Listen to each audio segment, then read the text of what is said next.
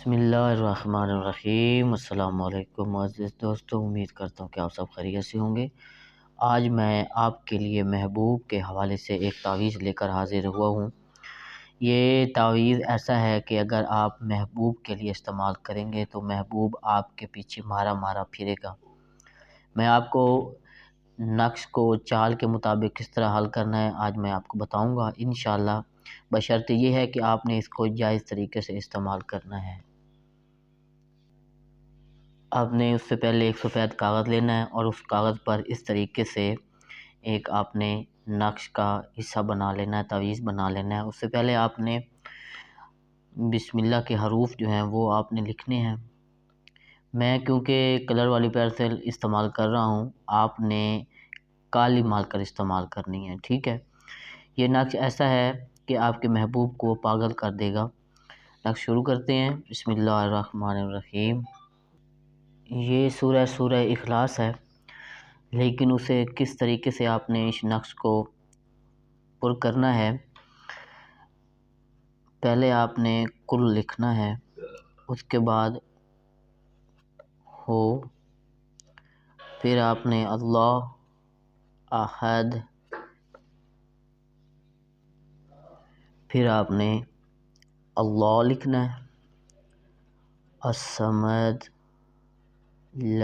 اعراب لگانے کی ضرورت نہیں ہے، بس آپ نے اسے سادہ سا اس طریقے سے لکھ لینا ہے۔ یہ ہے ولم یولد، یو الگ لکھنا ہے، لاد الگ لکھنا ہے اور ولم الگ سے لکھنا ہے۔ اس طریقے سے آپ نے سورہ مکمل کرنا ہے۔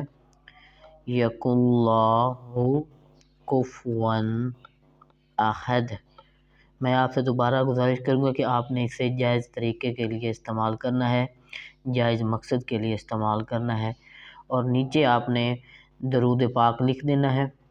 آپ درود پاک، درود ابراہیمی بھی لکھ سکتے ہیں یا چھوٹا درود شریف اللہم صلی علی محمد وعلی محمد، یہ والا اللہم صلی علی محمد وعلی محمد۔ اس پہ بھی اعراب لگانے کی ضرورت نہیں ہے، نقش آپ کا بالکل تیار ہو چکا ہے۔ اس کے بعد آپ نے کرنا یہ ہے کہ اس کی بیک سائڈ پہ آپ نے محبوب کا نام، آپ نے یہاں محبوب بن اس کی والدہ،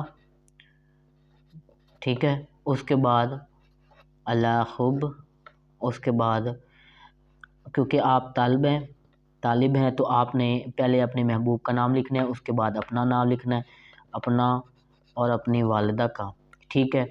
اور نیچے آپ نے بے قرار شد لکھ دینا ہے، اور اس کے بعد آپ نے نقش کو کس طریقے سے فولڈ کرنا ہے یہ میں آپ کو بتاتا ہوں۔ آپ نے نقش کو جہاں سے آپ نے شروع کیا ہے، یہاں سے نقش کو آپ نے اس طریقے سے بند کرنا ہے، پھر آپ نے اس کی دوسری گرہ اس طریقے سے لگانی ہے، گرہ لگانی ہے یا جو جیسے آپ سمجھ لیں لپیٹنا ہے۔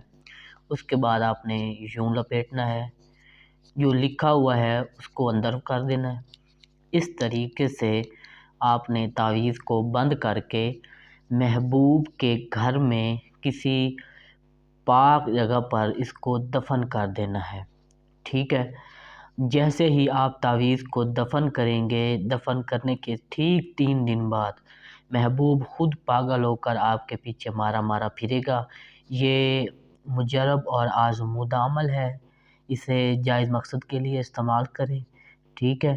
انشاءاللہ عز و جل آپ کی جتنی بھی مشکلات ہیں وہ حل ہوں گی۔ نیکسٹ ویڈیو کے لیے پھر حاضر ہوں گا، تب تک کے لیے اللہ حافظ۔